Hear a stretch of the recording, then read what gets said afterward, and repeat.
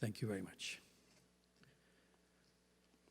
Family members and survivors of the 1988 massacre, leaders of the Baha'i community, Honorable Erwin Cutler, Honorable Senator Fromm, Honorable Peter Kent, Mrs. Julia Snape, Conservative and Liberal Party candidates, MPP Michael Parsa, City Councilors, our distinguished guests, speakers, Ms. Roya Brumand and Mr. Mehdi Aslani, Mr. Michael Mostine, CEO of B'nai B'rith, ladies and gentlemen.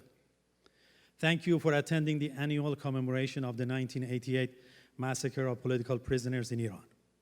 This year marks the 31st anniversary of the horrific criminal episode in Iranian history, and also the 6th year since its recognition by the Parliament of Canada as the Day of Solidarity with Political Prisoners in Iran.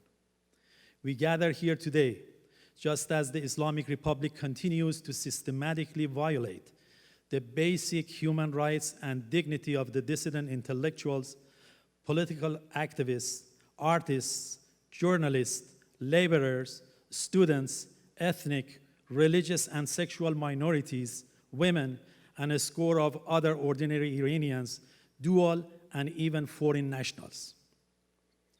The Islamic regime in Iran, which since its inception has been mired in crisis of legitimacy due to its arbitrary and self-defeating domestic and foreign policy programs, is perhaps in the midst of its most acute crisis yet.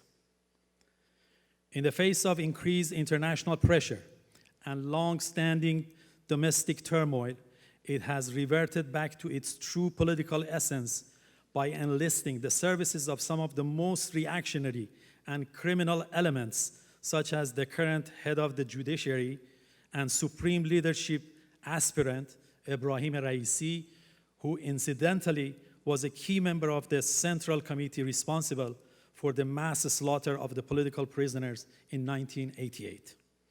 The current circumstances bear a strong resemblance to the political and economic conditions in the latter phases of the Iran-Iraq war, which forced the regime's hand to accept the terms of the UN Security Council Resolution 598.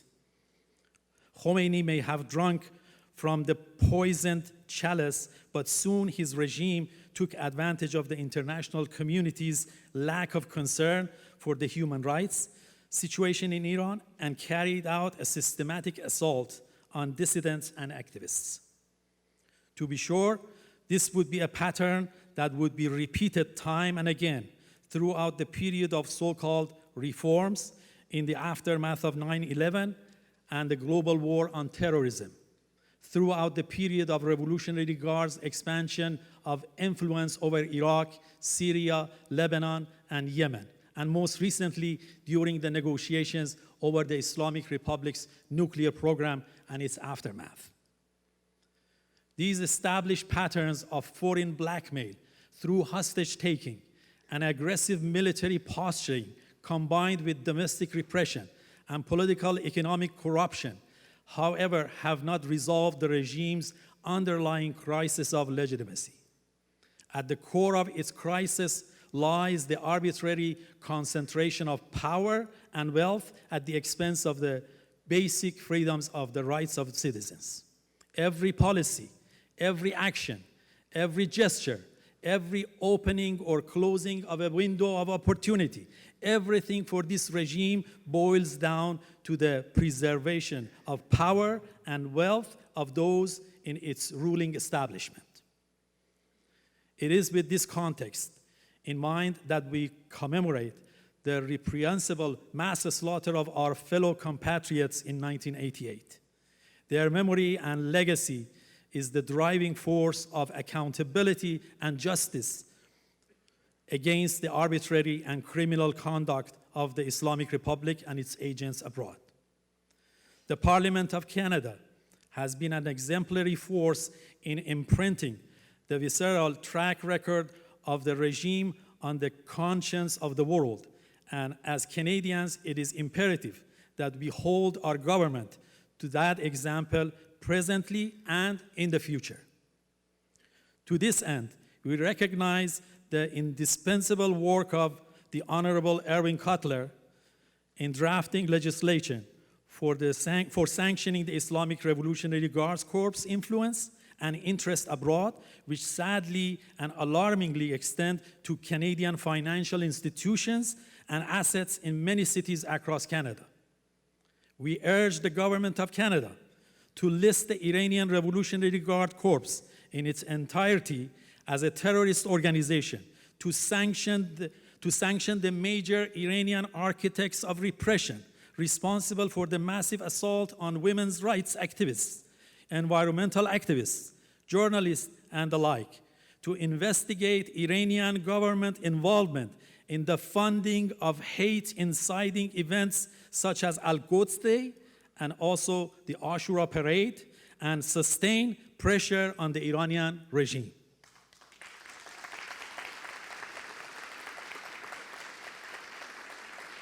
Thank you. By doing this, Canada will continue to uphold its example as a leading global voice for democracy, human rights, and basic decency, especially in the light of wanton and savage murder of Iranian-Canadian citizen Zahra Kazemi and Kavus Sayed Emami at the hands of the IRGC and Intelligence Ministry henchmen of the Islamic Republic. We remain grateful for the heartfelt expression of solidarity by our representatives in the House of Commons, as well as countless fellow Canadians across the country and beyond, and look forward to working together for a more equitable, representative, and reflective society in both Canada and Iran. I shall close with the same words as I have in previous commemorations of this event. There can be no reconciliation without truth. Justice may never come, but our insistence on truth in the name of human dignity can go a considerable distance toward honoring the past and current victims, their families, and their compatriots, and in ensuring that no such acts are ever rewarded in future. Thank you so much.